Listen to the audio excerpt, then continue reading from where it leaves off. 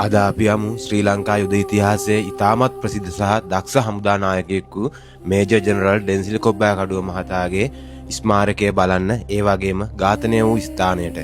එහෙනම් වීඩියෝ එකත් එක්ක රැඳිලා ඉන්න. 1992 අගෝස්තු 8 වෙනිදා ඔහු ඇතුළු ඉහළ හමුදා නිලධාරීන් කණ්ඩායමක් යාපන අර්ධද්වීපයේ අරාලි තුඩුවේ ප්‍රදේශයට ගමන් කරමින් සිටියා.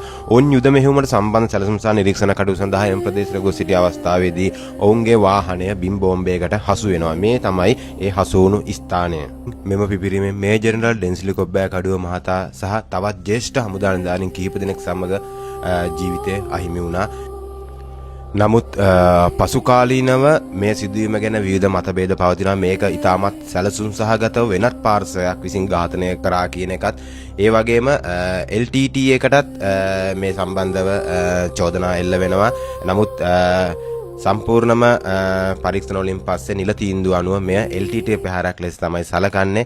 ඉතින් මෙහෙම තමයි රටට ඉතාමත් වටිනා කීර්තිමත් සෙම්පති කෙනෙක් ඝාතනය වෙනවා. ඉතින් ඩෙන්සිල් කොබ්බෑකඩුව මහතා ශ්‍රී ලංකා යුද හමුදාවේ ඉතාමත් ගෞරවනීය නායකයෙකු වූ අතර ඔහුගේ මරණය රට පුරාම දැඩි කම්පනයක් ඇති කරනවා. ඉතින් අදටත් ඔහුගේ නාමය ශ්‍රී ලංකා යුද ඉතිහාසයේ වීරත්වය සහ කැපවීම සංකේතවත් කරනවා. ඉතින් ඔයාලත් මේ සම්බන්ධව දන්නවා නම් පහලින් කමෙන්ට් කරන්න අමතක කරන්න එපා. එහෙනම් ඔයාලට සුබ දවසක්.